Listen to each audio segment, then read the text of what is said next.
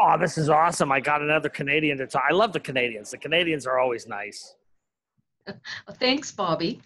So you're in Toronto? I am. I'm in Toronto. It's been almost 3 years now. Wow. So tell me a little bit about Toronto.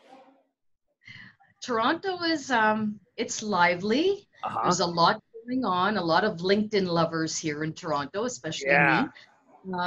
I'm at the University of Toronto that's during the nice. day, That's so good. spend a lot of time with cool business students. Oh, that's very cool. The young, how young are they?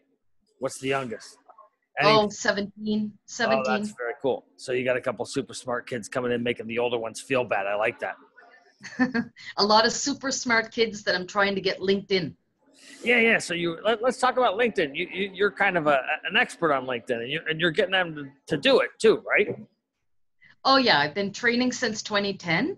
Wow, Um, Now I'd like to think that I'm also an influencer. It seems to have that's gone great. that way, content That's awesome. developer. So That's I do nice. pretty much everything on LinkedIn. What's your hmm what's your what's your favorite content to develop? My favorite thing, Yeah. I have my signature workshop is LinkedIn and high heels, rise up and lead online. So Ah, I'm pretty passionate about that because I'm always around to empower women. It's something I've been doing since I began this mission. So being able to do that online is something that I really, really embrace. And I love being up there and doing that and empowering women leaders and aspiring women leaders whenever so I can. so does everybody have to wear high heels when they do the workshop? No, seldom wear high heels. I have like a lot of high heels I bring just for visual, Gotcha. Gotcha. impact, but I usually have flats, to be Nice. honest. Nice. So and no men in that group, huh? Because the high heels, right? Actually, men come all the time. Because they want to try on the high heels. You got a special group there. They That's can good. try them on. I'm totally open to anything, Yeah, but no, they actually come to support. Yeah. oh, that's great. Because bears in high heels, that doesn't work. I can tell you. Well, yeah, but that could be something else. I like that idea. I'm going to think about that, Bobby. Well, so what do you think is the number one tip that everybody should know about LinkedIn? So I think the biggest trouble with a lot of like not the biggest trouble, but the biggest thing that impacts a lot of people is imposter syndrome. Oh So yeah, people they go on LinkedIn and then they become a lurker and, as opposed to somebody who's actively engaged. right. And that's because they have this fear of putting themselves out there, fear Ah, that there's somebody else that's better than them to give information or share information right, or right, make a right, statement or give an opinion. right, So my idea is to fight those feelings and just get on there. I mean, every expert was once a beginner, so right. it's really important to start somewhere.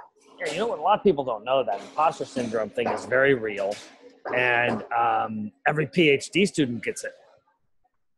That's every PhD student gets the imposter syndrome. It's very interesting. It's a real thing. Absolutely. Everybody gets the imposter Yeah, syndrome at one time or another. yeah. And Yeah, it's an absolutely real if thing. you don't get it, then Mhm. you're probably a psychopath or a sociopath, right? 'Cause you should be scared when you're trying something new, right? You should have those feelings. So, what do you think the number Yeah, one mistake? Huh? you have to fight the fear and do it anyway, Bobby. Yeah, exactly. That's a great book called "Feel the Fear and Do It Anyway." I'm Yeah. writing my book called "Feel the Fur and Do It Anyway." So now, what mistake do you think people make on LinkedIn? What's the number one mistake that they make? I think asking for favors right off before building a relationship, like I get messages every day. Some of them are great. I instantly know that we're going to connect. There's going to be relationships built, Uh and we're huh. going to form a people pod. But there's oftentimes I get on LinkedIn and it's about favor, favor, favor. Can you get me a job? Can you connect me to this one? And I don't, most of the time, I don't even know those people. So it Right. starts the relationship off in kind of a negative way because I feel like it's like I instantly have to do something. Yeah. I think So that whenever anybody sends me one of those, can you do things? I just send back, no, no, I can't. No, no, I can't. No, I'm not doing that. So what what what's your Another tip. Give me another tip. I love tips. Give another tip. Yeah. Okay, so another tip is just don't feel that you only have to connect with people that you have to know. That's Like right. I wouldn't be connected to you, Bobby, if I didn't allow myself to be open to making virtual relationships. That's right. That's why we started that hashtag talk to the bear, because people need to talk to the bear. They need to talk to the bear, absolutely. And I wouldn't know the bear if I didn't say to myself, like, it's time to meet the bear. It's time to form a relationship with the bear. That's And very good. hopefully I'll meet you in person one day. But until then, we're going to build a That'll be fine. Oh, relationship. crap. I got to go, but I want to get some more tips. I'll talk to you again. Thank you.